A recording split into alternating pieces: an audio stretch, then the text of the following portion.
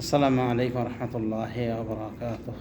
আলহামদুলিল্লাহ রাব্বিল আলামিন ওয়া সলাতু ওয়া সালামু আলা নবিয়িনা মুহাম্মদ ওয়া আলা আলিহি ওয়া সাহবিহি আজমাইন ওয়া তাবিঈনা লাহুম বিইহসানিন ইলা ইয়াউমিদ্দিন, আম্মা বা'দ। সমাজে শুধু আমরা 2026 সালের মাহে রমাদানে উপনীত হয়ে সিয়াম কন্টিনিউ করছি। আজকে খুব সম্ভব 11তম রোজা, তাই না? 12। সুবহানাল্লাহ, কত তাড়াতাড়ি দিনগুলি চলে গেল, আর সামনের কটা দিন যেতে মোটেও ঠেকবে না। তো এইভাবে রমাদান আসবে যাবে।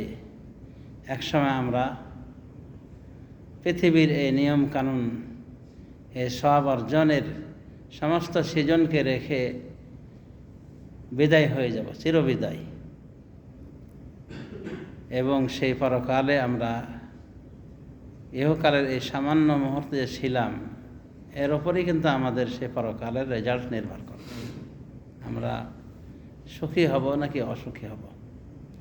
সুতরাং এ জাতীয় মাস এবং দিনগুলিকে বড় ধরনের গনিমত মনে করে, সুবর্ণ সুযোগ মনে করে এগুলোকে কাজে লাগানো উচিত।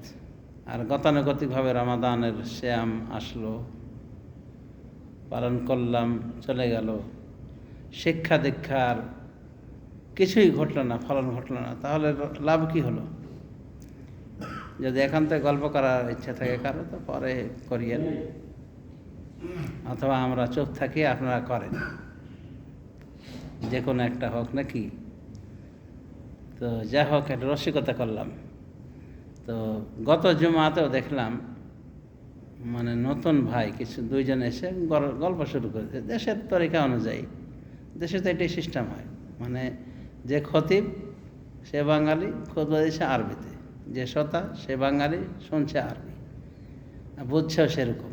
তখন কি করে, ওই সময়টুকু কাজে লাগায়।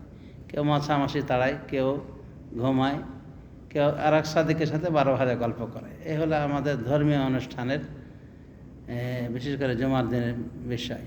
তো দেখলাম খুতবা দেওয়া অবস্থায় 17 করেই আসছে, হঠাৎ করে দুজন নতুন এসে গিয়েছে, ওরা শুরু করেছে ওদের গল্প। আর ওদের গল্প শুনে আমার পিলে চমকে গেছে, খুতবার মোড় অন্যদিকে চলে গেছে। তো এগুলো আসলে আপনার আলোচনার সিরিয়ালে ব্যত্যয় ঘটায়। সেই জন্য আমরা খেয়াল করব যে আলোচনাটা শুনি, অন্তত বেশি কিছু সময় নেব না ইনশাআল্লাহ, কিন্তু আগ্রহের সাথে শোনার চেষ্টা করো। আমাদের তৌফিক না ইল্লা বিল্লাহ। সমাজ একটু করবেন।